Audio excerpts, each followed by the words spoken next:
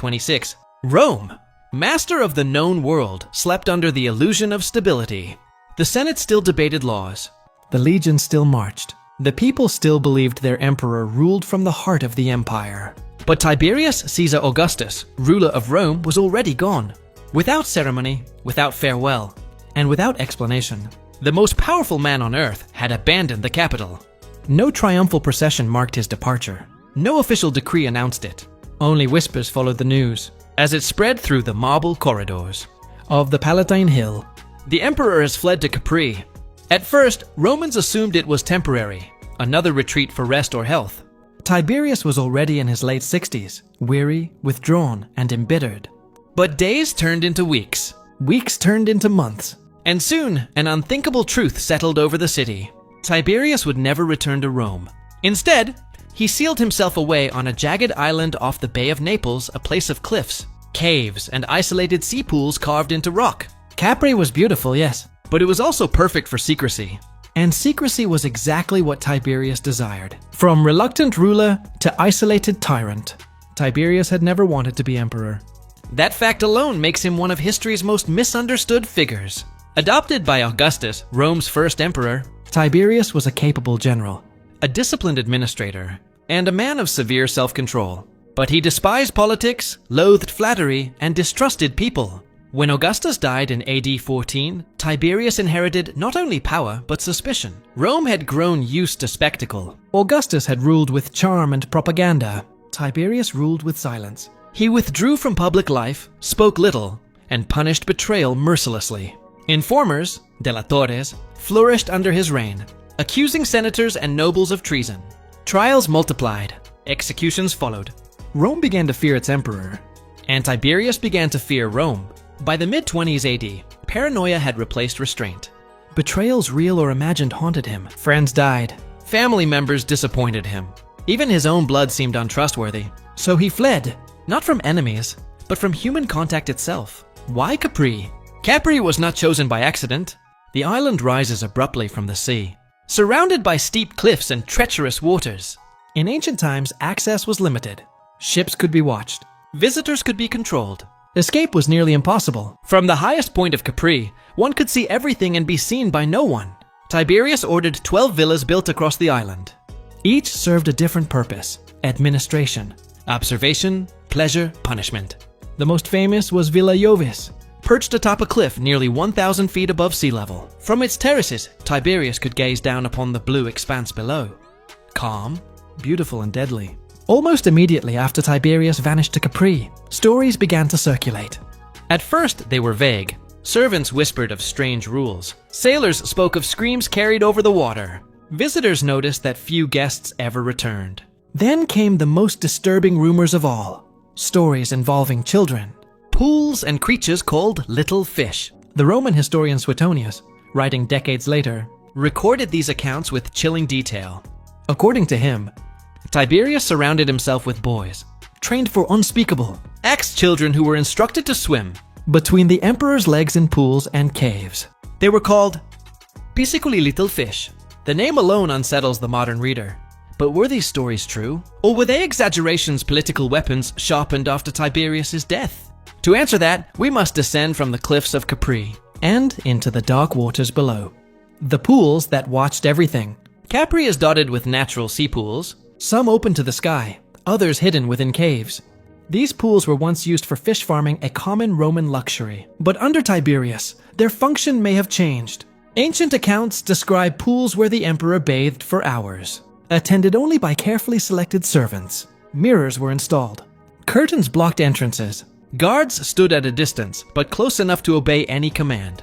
It was in these pools, Suetonius claimed, that the emperor indulged in acts so grotesque that even Rome, a society hardly innocent, was shocked by the descriptions.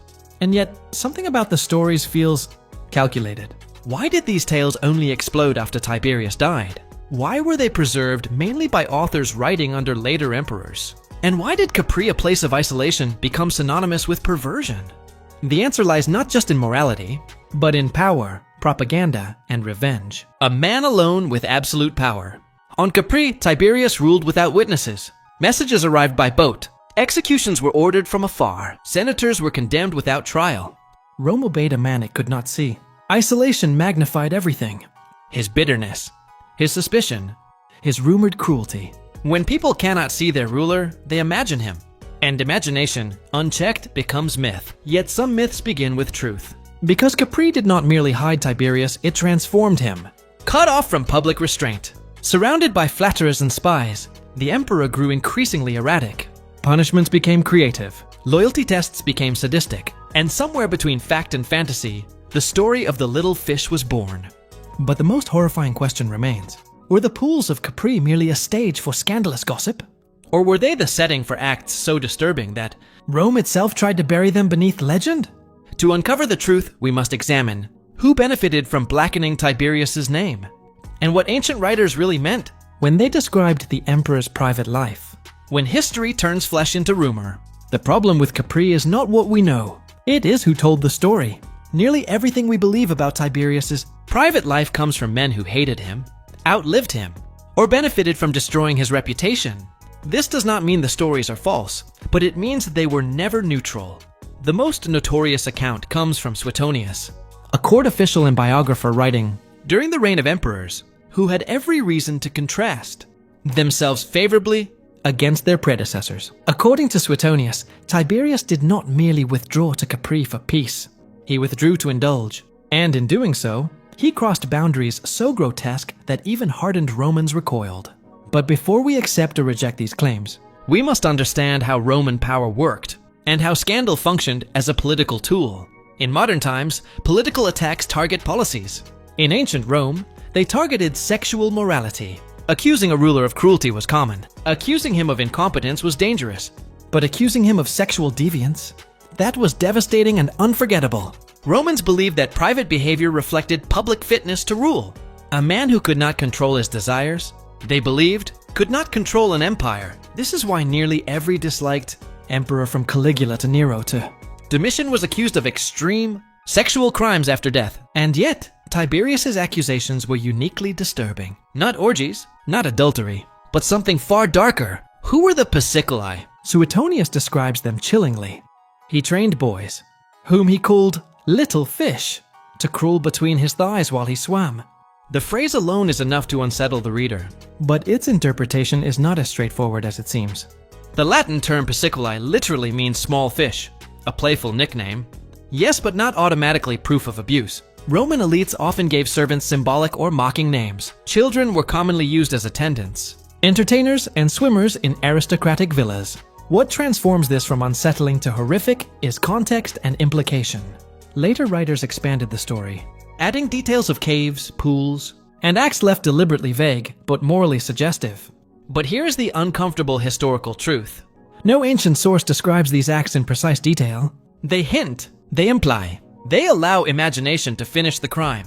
which raises a disturbing question. Were the writers Reporting reality or deliberately. encouraging readers to imagine the worst?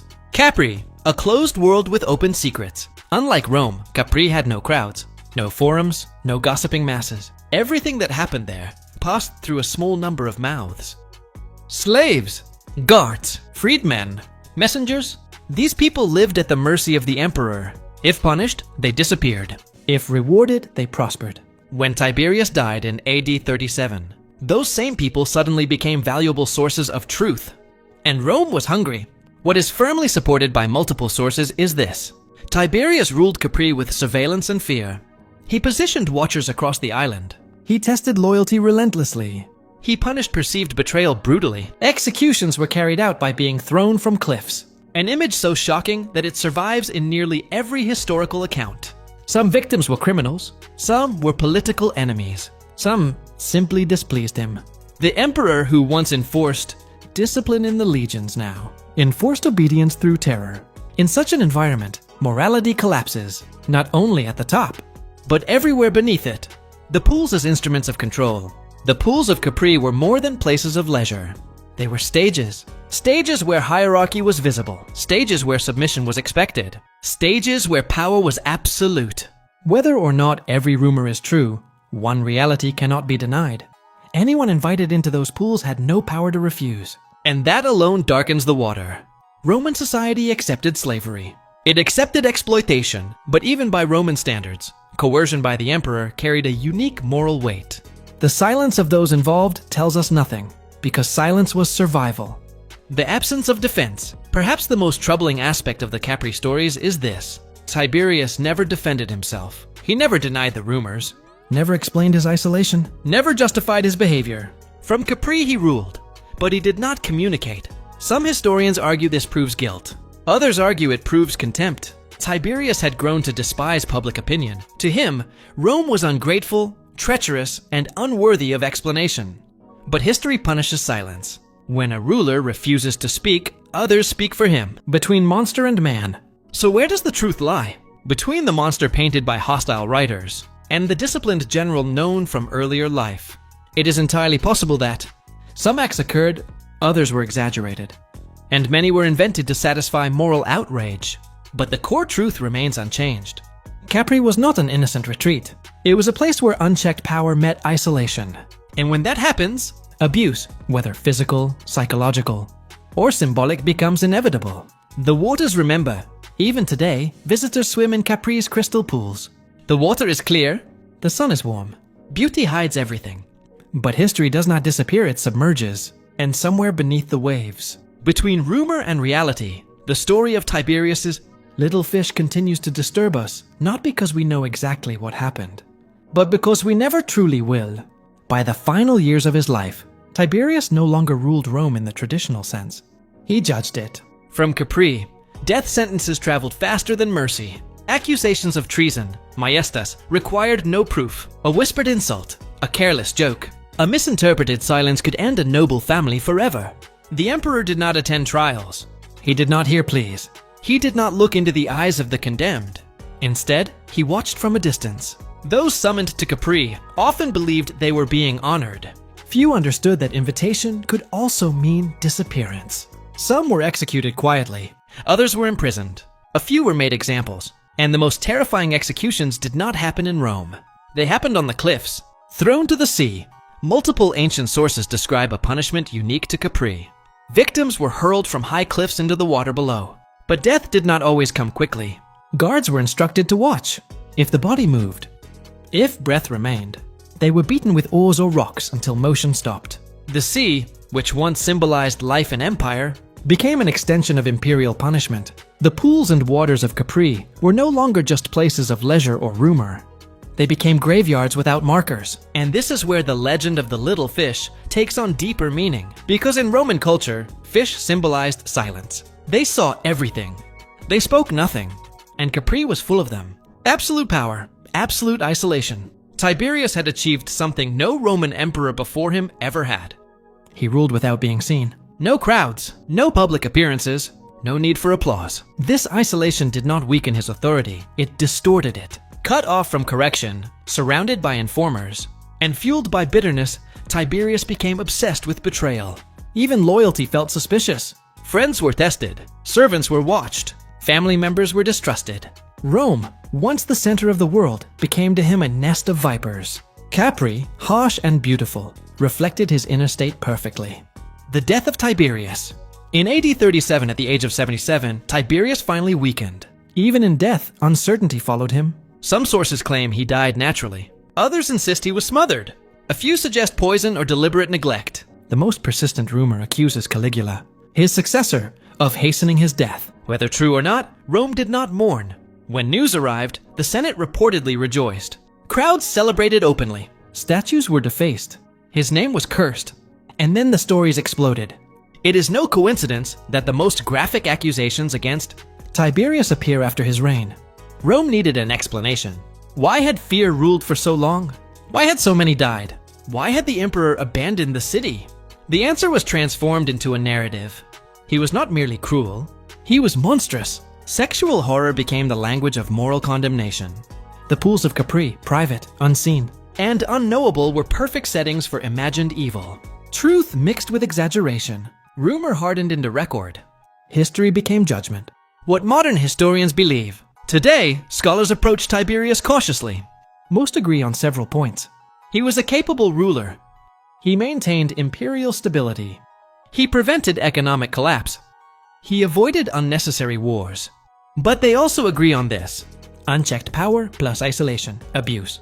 whether the little fish were literal victims or symbolic inventions, the environment of Capri allowed exploitation to flourish without consequence. The horror does not require every rumor to be true. The system itself was the crime. The final irony of Capri. Capri is now a paradise. Tourists swim where emperors bathe.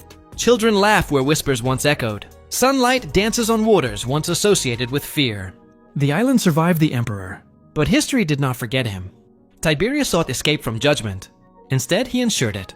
What the pools of Capri truly reveal: the real lesson of Tiberius's little fish is not about scandal. It is about power without witnesses. When rulers disappear from public life, When accountability dissolves. when fear replaces law, truth becomes fragile. Victims lose voices, And rumors become the only justice left. the pools of Capri defy belief, not because we know exactly what happened there. But because they remind us how easily humanity sinks. When absolute power is left alone with silence, empires fall. Names fade. Stories survive. And somewhere beneath the surface of Capri's blue pools, history waits, not to be proven, But to be